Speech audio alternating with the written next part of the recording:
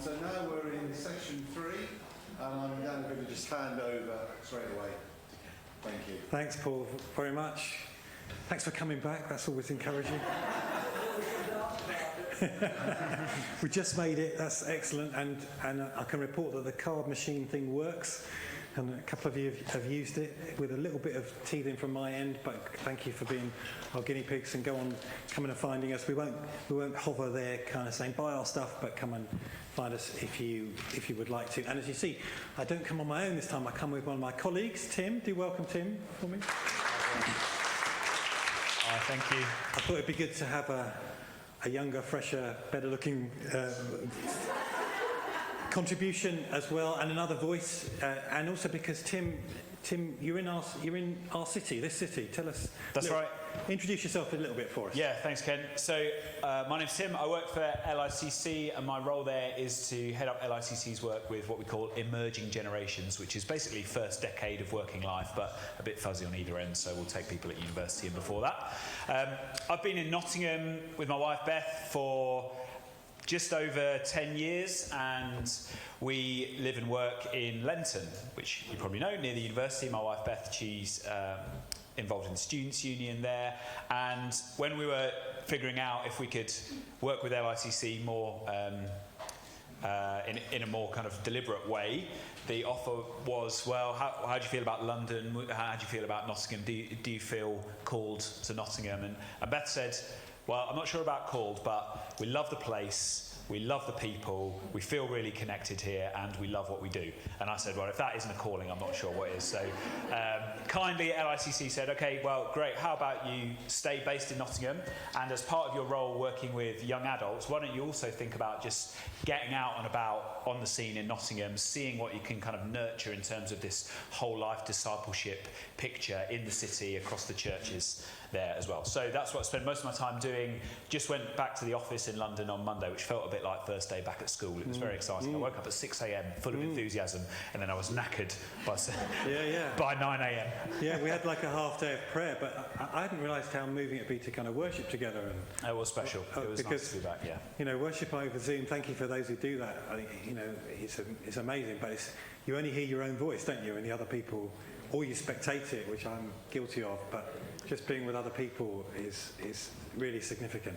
And just a little bit before that, you were also working for a Christian organisation? Yeah, that's right. So before LICC, I was with a group called the Navigators, NAVs, doing student ministry across both unis here, and really had a good time just being on kind of the fizzy edge of experimenting with students, thinking really, what would it look like to do mission to these students with the mindset of a missionary. So much like if you went overseas and you were taking the gospel to a people group in a different part of the world, different language, different culture, you'd think, well, my job here isn't to convert all of these people to become Western, white, middle-class Christians. It's to plant the gospel in their community and see what happens. So that was our vision for working with students who are in some ways kind of a different cultural ballgame to what we might be comfortable or familiar with. They're living in this kind of secular, liberal environment.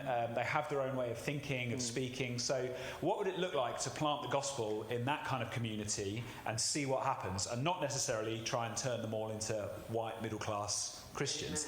So yeah, lots of fun experimenting with that, learned a lot, got a lot of stuff wrong, but yeah, still have a heart for young people really, and actually lots of my kind of heroes, the stories that I tell of people who are now living out their faith on their front lines as young professionals in the city, are people that we had the privilege of walking with through those student years as well. So it was a long game, long-term investment, but really good things happened. God was amazing and has really honoured that work. Brilliant. So it would be good to go there in terms of any stories or ideas, because what we've done so far is we've introduced this theme of everyday matters and the idea of whole life discipleship. We've talked about the word frontline, and we all have a frontline, a place where we spend most time, particularly with people who don't yet share our faith. We've talked about 110-10 and where we spend 110 hours, and we've talked about 6 M's and which of those we find easiest or hardest.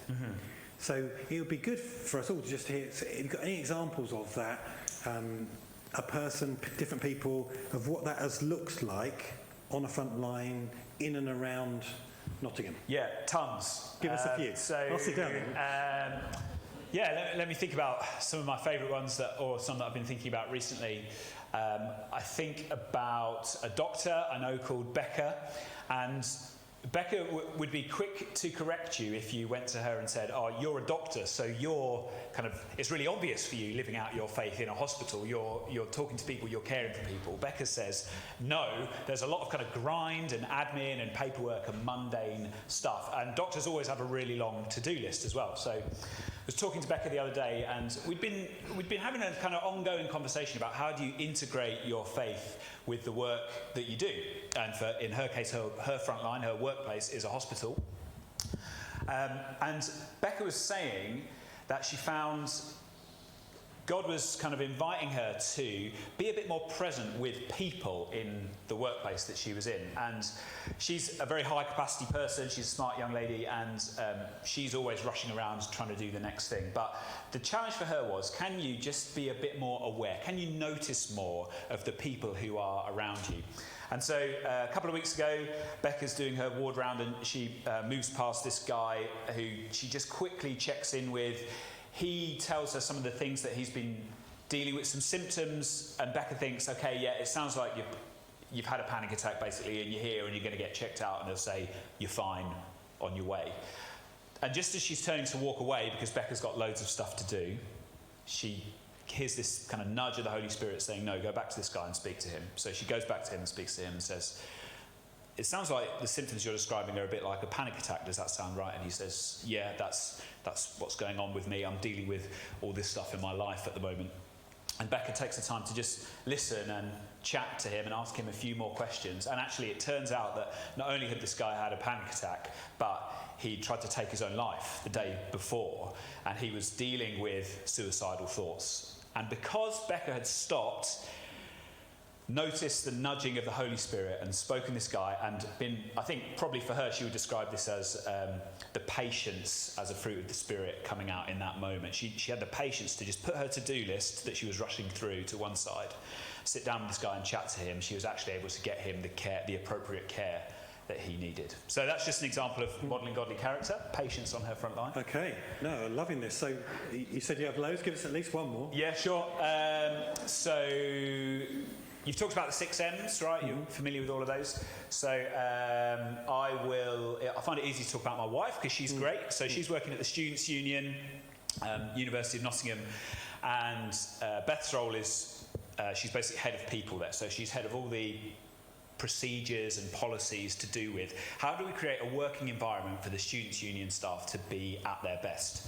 And initially the tagline for their new vision statement was we believe in better. But Beth, when they were in those management conversations, said actually we want to, it's not just about individuals trying harder, it's about a community and how we look after each other. So she advocated for this line, and we'll achieve it together.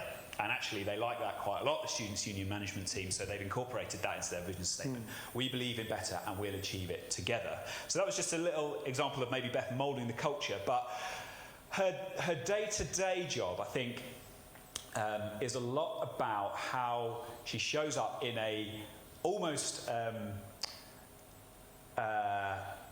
what's the word I'm looking for?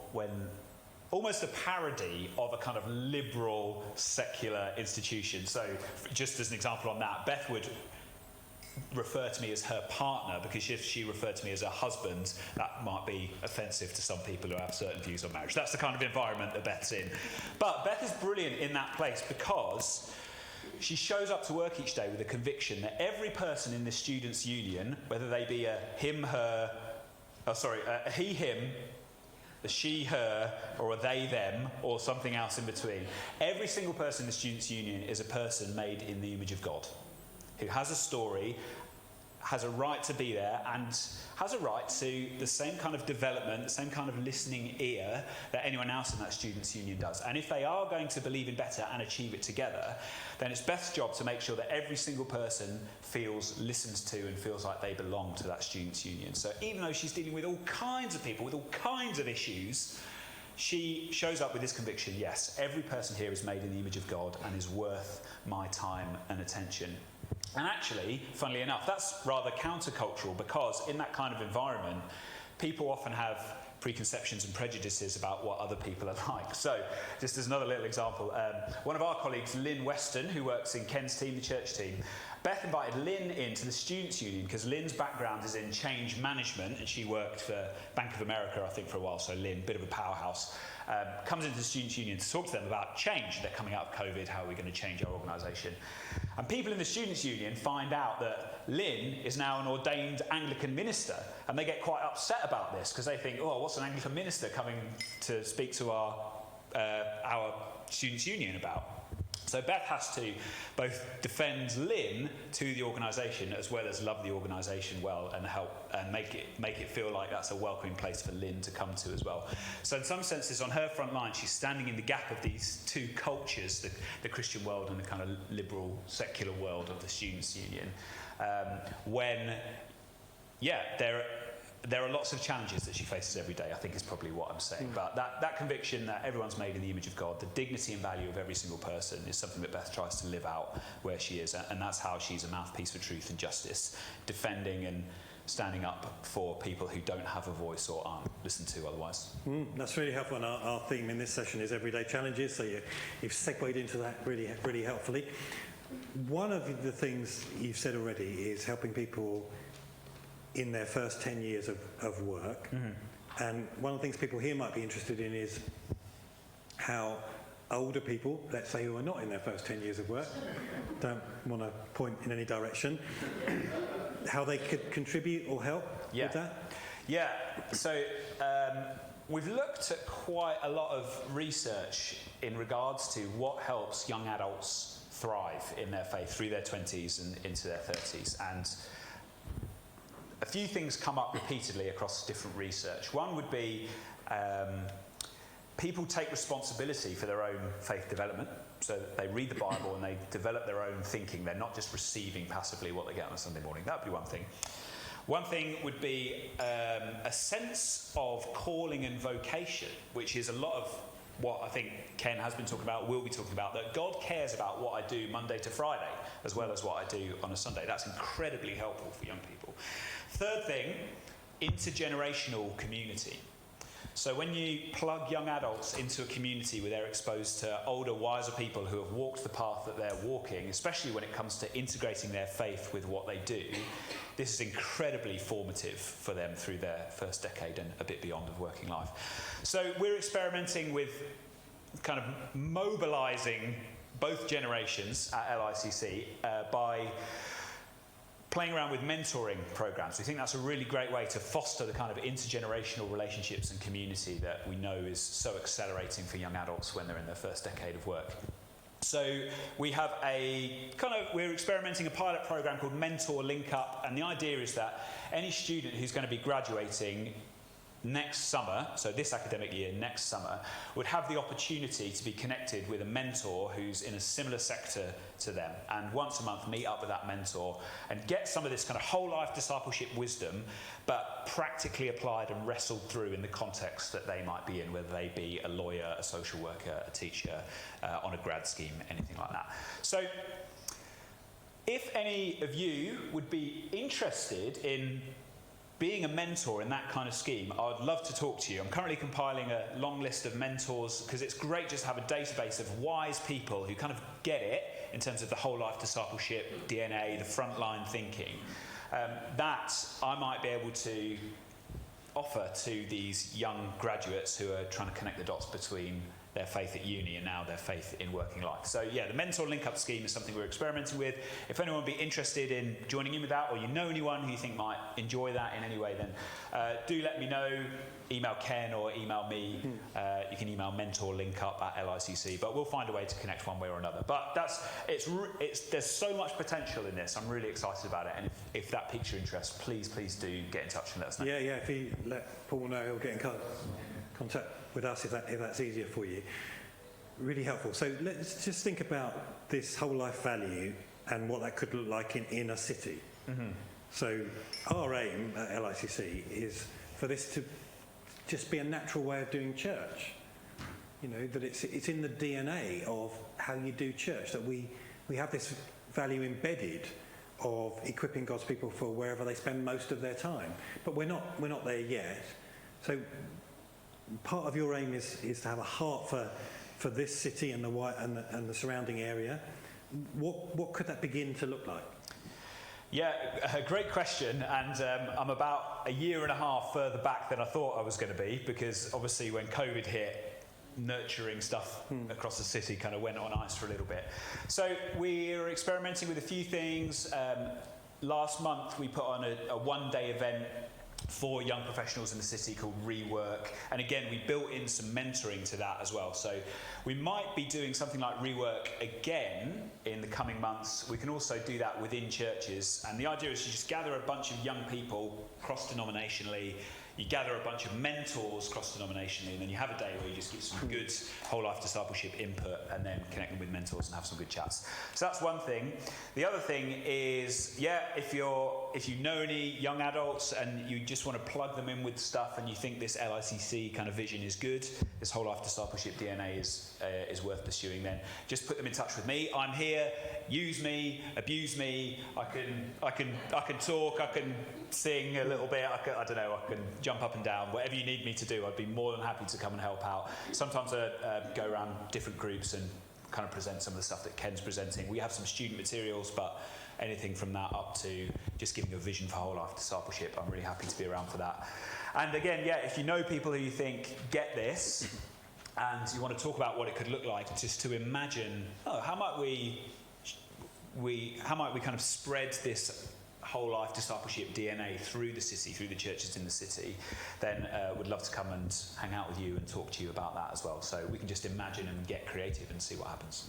Yeah, so we're at early. I'm very tempted to ask you to do the jumping up and down option of those, but we're at the early stages of this. You guys probably know better than I do, but it must be loads and loads of churches in the city, and a very small number would be aware of this kind of thinking, whole life discipleship. Any idea what our current starting point is? Yeah, so I think Nottingham is really blessed to have such a good cross-section of churches across the city. I talk about this when students come to university. Basically, you're spoiled for choice when you come to Nottingham. Whatever your kind of preference of theological tradition, you can find a brilliant church that will have a group of young adults that are exploring that together. So, really privileged that there's lots of good stuff going on. And obviously, we also have this Nottingham City prayer movement, which I'm sure some of you will have been involved with, which is fantastic. It's a great way to show up and meet people.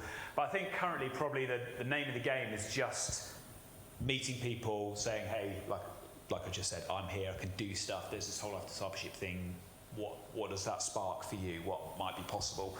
So, it could go in any direction, really. There's obviously some people tend to get it straight off the bat. Some people take a bit more warming up to it. But so I think pursuing relationships is always a good strategy, and I'm quite keen to do that. So if anyone wants to go out for a coffee, then let me know. I mean, one could begin to think, couldn't you, if you've got 300,000 people or so, something like that.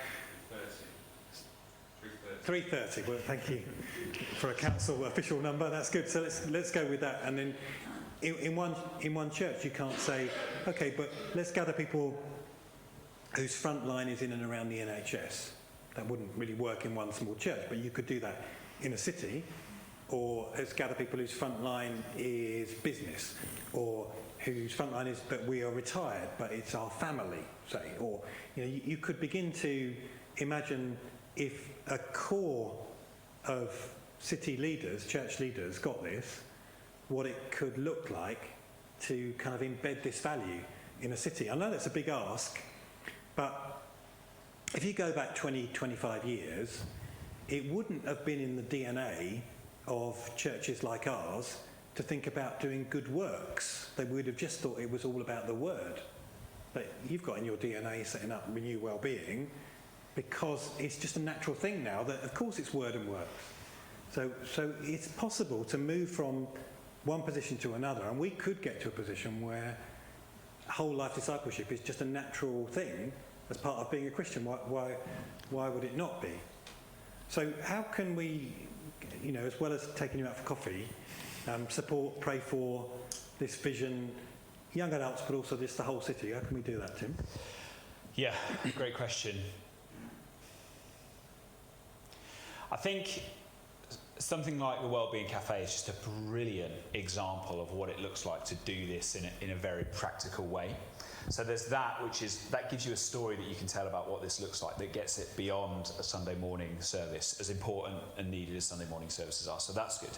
The second thing, and the thing that really excites me about what you're saying, Ken, is that I think when you see people getting this, it's just liberating, and people seem to connect the dots between who God is, what they believe, and who they want to be, with all the things that they do on all of their front lines, Monday to Friday. And that is just compelling in itself. And my vision, the thing that really excites me is, what if all the Christians in Nottingham had this vision, or just stepped out on a Monday morning every day with this kind of 6 M's model in the back of their minds, and were modelling godly character, ministering grace and love, making good work, moulding the culture, mouthpiece for truth and justice, so that they earn the right to be messengers of the gospel wherever they are. What if all Christians were living that out? I think that would be an incredible witness to this city of who the church is and what we're trying to do. And there's some other good initiatives to join in with as well. Like LICC have got some good wisdom on this, but in terms of practical on the ground stuff, some of you might be aware of the 100 Homes campaign that's kind of come out of Nottingham City Prayer. That's another good, really good practical initiative. And then there are some networks as well, like Nottingham business leaders, I think, Christians in Business in Nottingham, something like that. There's these kind of networks around to connect with, where you can just meet and support one another and kind of foster this vision. Because another thing that we found, certainly with young adults, but there's no reason why it would be limited to young adults, is that it's quite hard to live this out if you're the only person doing it. But if you get in a community of people, you meet regularly, you're going over the same stuff, and you're holding one another accountable to what does this look like for us in our week? What are the challenges that I'm facing? What are the opportunities to be fruitful where I am? Then that can be tremendously accelerating as well. So that's what excites me. Yeah. And it's obviously, it's just statistically much more likely that when you're scattered on your front line, that another person who shares your faith isn't connected with your church, or even your stream of church, but they're in some other church in the city. So if there was a kind of city-wide kind of mentality, missional strategy to this. And just on that as well, there's a fantastic organisation called Transform Work UK. If you head on their website, some of you are nodding, you know them already, you can find Christian groups in different organisations or different sectors that are based in Nottingham. They're nationwide, but there's some good groups in Nottingham. There's a Christians working in government and civil service one. There's a Christians in law. There's a Christian Lawyers Fellowship in Nottingham as well. So there are a few of these dotted around. Great places to get plugged into. Great. Brilliant. Well, it'd be great if you felt like a few of you could just pray either for this kind of this value in this place, in this city at this time, and for Tim's role in it. A few of you jump in and pray, and then we'll move on. Thank you.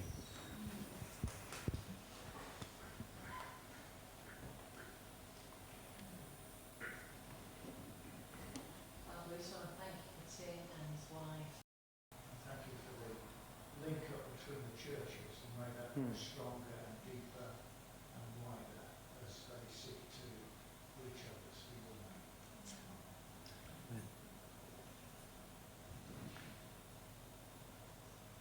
Brilliant. Thank you, Tim. Thanks so much for having me. Great to meet you all very briefly. See you around the city. Thank you.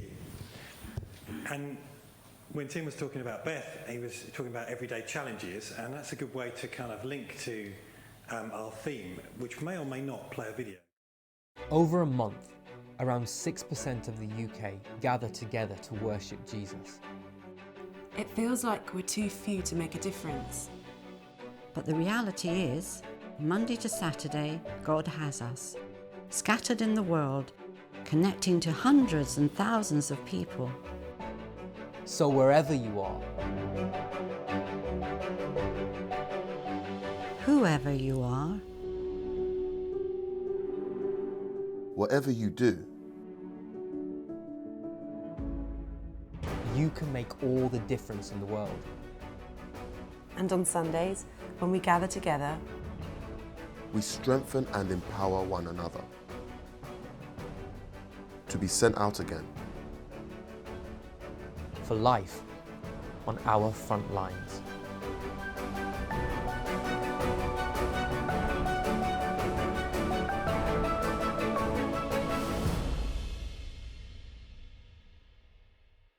That video is free to download, along with 5 others as part of a series called Frontline Sunday. Some of you are nodding, so you may have seen these before. Have you used them used that one?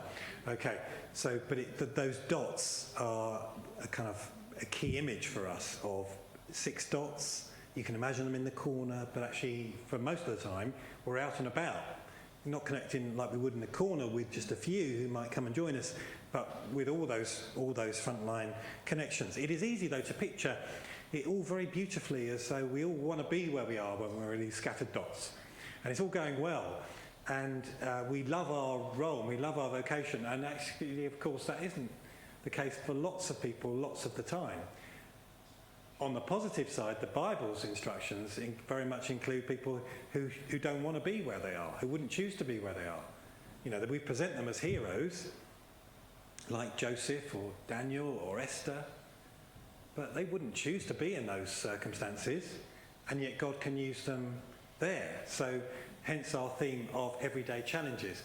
I've been thinking about this passage a lot recently because of one phrase in it, in Joshua 3. So Joshua is taking on from Moses to lead the people into the promised land. He's told to be brave and courageous, and he does that. But there's also an instruction for all of the people, and it isn't just Joshua who does it. There's one phrase in this that really grabs me. Early in the morning, Joshua and all the Israelites set out from Shittim and went to the Jordan, where they camped before crossing the river. After 3 days, the officers went throughout the camp, giving orders to the people, when you see the Ark of the Covenant of the Lord your God and the Levitical priests carrying it, you are to move out from your positions and follow it. Then you will know which way to go, since you've never been this way before. But keep a distance of about 2,000 cubits, so social distancing isn't new, between you and the Ark, and do not go near it. Joshua told the people, consecrate yourselves, for tomorrow the Lord will do amazing things among you. In the context of the time, they're being told to get right with God, consecrate yourselves, to get as close to God as they can, though because of the Ark of the Covenant and what that looked like in the Old Testament, there's a sensible distance. Why? Because they've never been this way before. And so it's a challenging time because they've never been this way before. And I've been mulling over that phrase because I just think we've never been this way before. We've never been quite in this set of circumstances where we've had this global pandemic and where we've lost some of the habits of gathering together, where we've lost some of the patterns of meeting, where we don't yet really know how it's affected us, actually, and how it's all going to play out in hearts and minds. And there's an instruction here to get close to God, and some things to note about it is it's not said negatively as a scary thing. You've never been this way before. You know, it's all panic. It's said as it's okay. God has a track record of guiding us. Let's get close to him, follow him as best we can, because we've never been this way before. It's a time to keep short accounts with God, as though all times are, of course, but particularly now, stay close to him, seek his guidance. The next bit of guidance, as you, in this case, follow the Ark of the Covenant, but in our case, follow God's guidance by his Spirit, by his word, with the help of his people, because we've never been this way before. And also note that it's not Joshua as the leader giving this instruction, it's the officers giving this instruction, which means that Joshua's presumably delegated it down, but it means that we all have a message for each other to encourage one another in these uncertain times. That as we step out into our front lines, stay close to God, because it's a new place and we've never been this way before. Go back one. I don't know if this face is familiar to you. You'd be really, really into running if you are familiar with him. I would have asked Tim if he was here, because Tim ran a half marathon last weekend in London. But this guy, Omar Ahmed, he was in the news about 3 weeks ago. Does anybody know why? He won. You're nodding. Yeah. Just say you won. Yeah, so he won the Bristol half marathon, but he was disqualified because he'd only entered the 10K.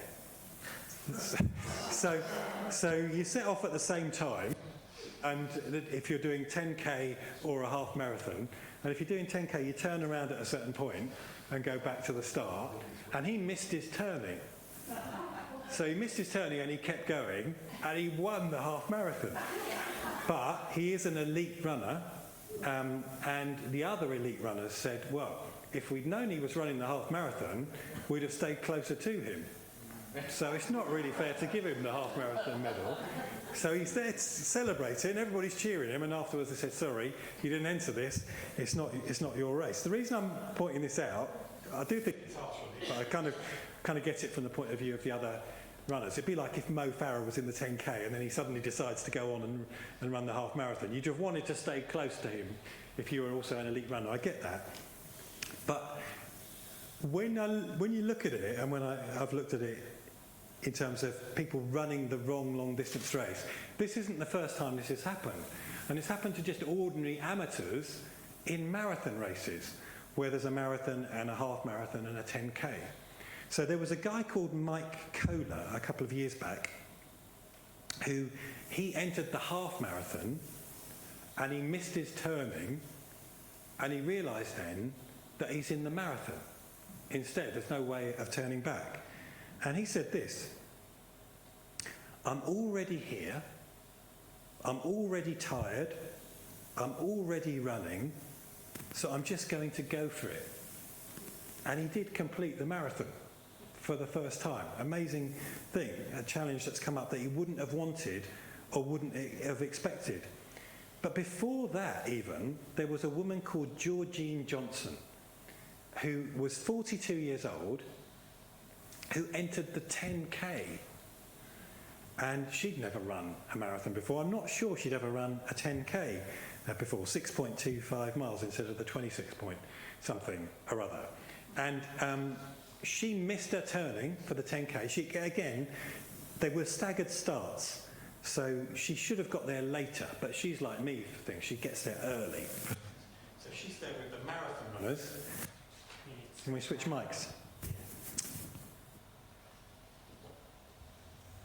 She's there with the marathon, that's much better. She's there with the marathon runners, and she doesn't notice, and she misses her turning, just like Mike Kohler and like Omar Ahmed. And she realises she's now in the marathon, and so she asks a policeman if he can take her back to the start, because she thinks, oh, maybe I can run another 10k. And he says, look, the crowds are just too big, I can't do that. So she begins to cry and thinks, oh, it's just hopeless. And then she decides to go for it. And this is what she said to herself, because I think this applies to us. The reason I'm reading it applies to us when we're on a front line that we don't particularly relish the opportunity of, and we wouldn't necessarily want to be there, but we are where we are. She said, this isn't the race I trained for, this isn't the race I entered, but for better or worse, this is the race I'm in. And she completed the marathon in 4 hours and 4 minutes, by the way, which is both impressive and a little bit depressing as well, isn't it, if you're a runner. Most of our everyday challenges aren't like that, but we still have challenges, and often unexpected ones. Just like Joshua with the people. For many of us, that's the challenge of this season. There's something about this crazy post-pandemic world which means we've all not been this way before. But thankfully, our Bible is not unfamiliar with the unfamiliar. Our God is with us in everyday challenges, and as we lean on him, he takes our challenges and our efforts and brings about amazing outcomes. Amazing outcomes.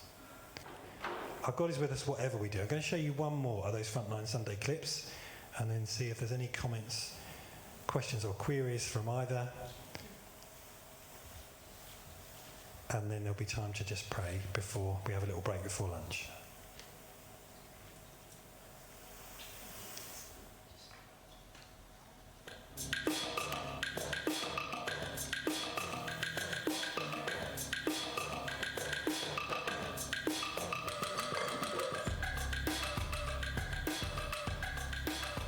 Father, help me do good today. I want to shape this place to your design. Help me see the value my work has to you. May I model your kindness and patience. So that you are recognised. May they know Jesus through my presence. May they see your light as I share mine. Give me your joy and self-control. So that your warmth touches those I meet. Help me to be generous. Quick to put others first. Sharing clearly your love and grace. Give me words to speak about you. And courage to stand for justice and truth. Whatever the day brings, in my humanity, weakness, break through. Let my life overflow with you.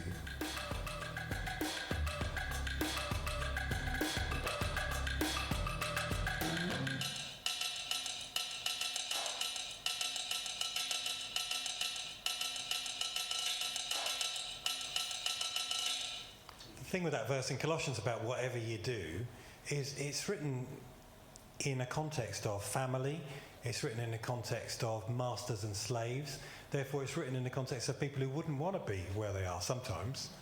And, you know, we, like all Christians, in the dominant Christian voice since Wilberforce onwards, think the Bible has this time clock ticking to it such that something like slavery is untenable with the equality that Jesus has in us. Nevertheless, at some point in time, there were and still are something called slaves, and there is this commission to do whatever you do as working for the Lord. So it's this everyday challenge, even when we don't find ourselves where we want to be. So the summary of this section's message is, this frontline message isn't kind of everything's beautiful now, everything's how it should be, so much as wherever we find ourselves, God can use us in those challenges, and those 6 M's still apply. Any questions, thoughts, queries, comments as you reflect on that, or either video or anything Tim has said before I pray for us?